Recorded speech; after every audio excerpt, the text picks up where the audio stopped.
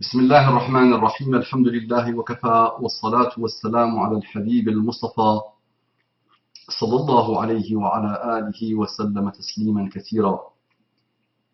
إن الله وملائكته يصلون على النبي يا أيها الذين آمنوا صلوا عليه وسلموا تسليما. رب اشرح لي صدري ويسر لي أمري واحلل عقدة من لساني يفقه قولي. إخواني أخواتي, mes frères et sœurs, أبنائي بناتي, mes fils et mes filles, أصدقائي صديقاتي, mes amis et mes amis, أعدائي عدواتي, mes ennemis et mes ennemis. Assalamu alaikum wa rahmatullahi wa barakatuh. La paix d'Allah subhanahu wa ta'ala, que la paix d'Allah subhanahu wa ta'ala, sa miséricorde et ses bénédictions soient sur vous, mes frères et sœurs, partout dans le monde, qu'Allah vous accorde le bonheur ultime. Mes frères et sœurs, pas encore musulmans, vous êtes sincères? Oui, si vous êtes sincères, vous retrouverez Allah subhanahu wa ta'ala. Vous retrouverez la religion d'Allah subhanahu wa ta'ala. Vous retrouverez le Coran, la parole d'Allah subhanahu wa ta'ala, et vous retrouverez le prophète d'Allah, Muhammad sallallahu alayhi wa sallam, ainsi que ses frères, les autres prophètes.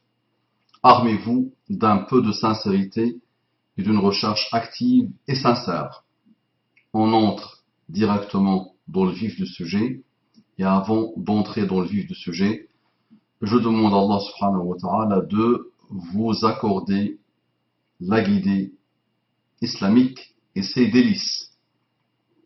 Toujours dans la série Les miracles de Muhammad sallallahu alayhi wa sallam, et on part toujours du postulat de base que vous avez adopté, que la majorité écrasante des non-musulmans adoptent, qui nous indique que Muhammad sallallahu alayhi wa sallam a écrit le Coran. C'est lui qui a écrit le Coran et qui a fondé la religion islamique. Ça vous fait plaisir? Très bien. Maintenant, dites-moi, je vais vous lire quelques versets du Coran, cette parole écrite par Muhammad sallallahu alayhi wa sallam, qui a existé il y a plus de 1400 ans. Il est né en 570 de l'ère grégorienne, l'année 570 de l'ère grégorienne, et il n'est pas né en Perse, une grande civilisation de la belle époque. Il n'est pas né en Chine, une ancienne civilisation. Il n'est pas né parmi les pharaons. Il est né dans le désert, dans la péninsule arabique. Il a appartenu à un peuple de tribus qui s'entretuaient à l'époque. Ils n'ont pas apporté grand-chose à la civilisation humaine et mondiale. Donc on va voir ce qu'il nous a dit, puisque c'est lui qui a écrit le Coran d'après vous.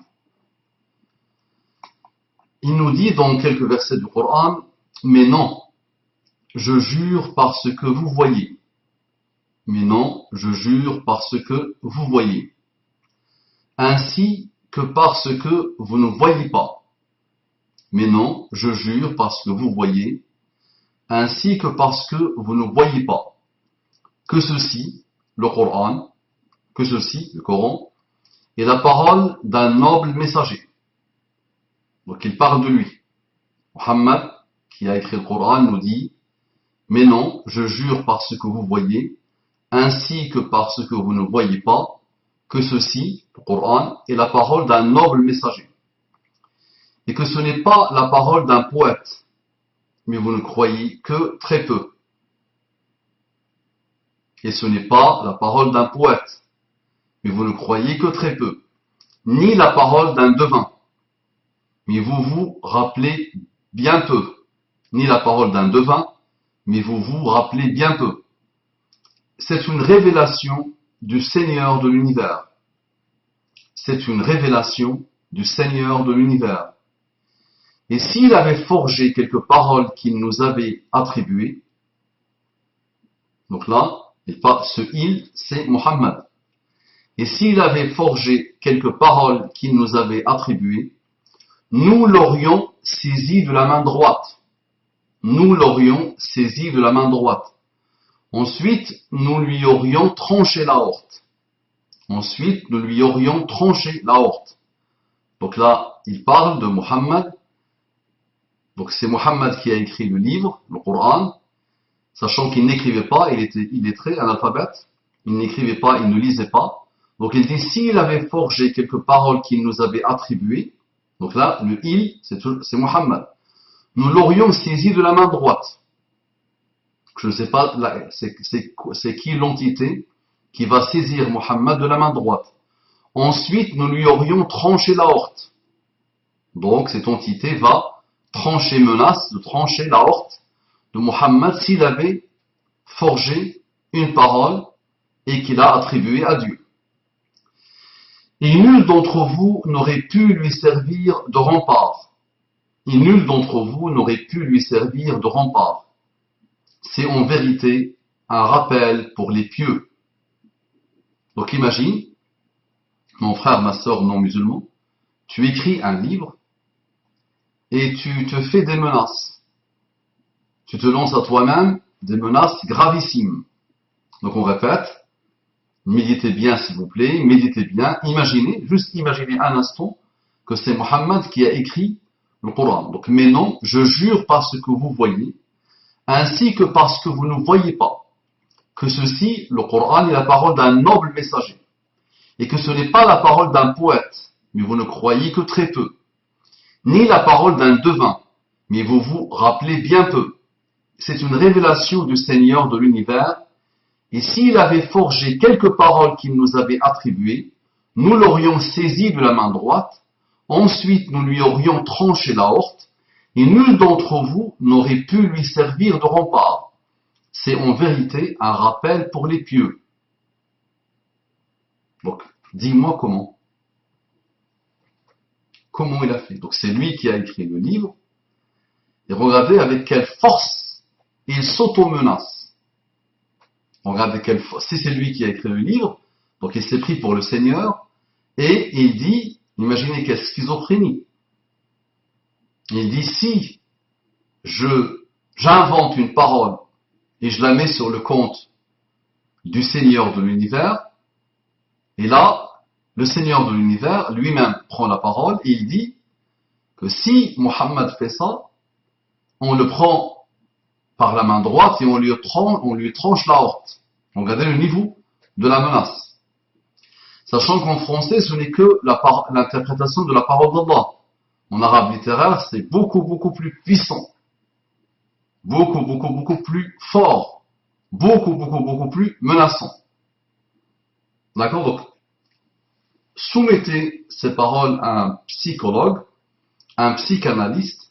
Soumettez ces paroles à vous-même, à votre cerveau, à votre raison, à votre clairvoyance, à votre sagesse, et dites-moi comment il a fait. Est-ce que vous avez déjà vu ce type d'écrit dans la Bible? Est-ce que vous avez déjà vu ce type d'écrit dans n'importe quel livre, qu'il soit humain ou qu'il soit prétendument divin? D'accord? Et ça, on a beaucoup, beaucoup de versets où une entité s'adresse à Muhammad sallallahu alayhi wa sallam. Parfois même pour le rappeler à l'ordre. Donc imaginez quelqu'un qui écrit un livre et qui se menace, et qui fait introduire une entité qui le menace. À un moment donné, tu vas dire, il s'est déconcentré. À un moment donné, il n'a pas fait attention. Puisqu'il est humain, normalement, il doit commettre une faute. D'accord? Mais ça, on ne le voit pas dans cette parole écrite par Muhammad sallallahu alayhi wa sallam, sachant qu'il n'écrivait pas. On a la preuve historique, on a toutes les preuves nécessaires qui démontrent et qui montrent que Muhammad sallallahu alayhi wa sallam n'écrivait pas. Donc dites-moi comment, s'il vous plaît. J'ai besoin de comprendre, aidez-moi, vous êtes très intelligent, vous êtes très rationnel, aidez-moi à comprendre, s'il vous plaît, parce que moi je suis dépassé. Je n'arrive pas à comprendre comment il a fait. Salam alaikum wa rahmatullahi wa barakatuh.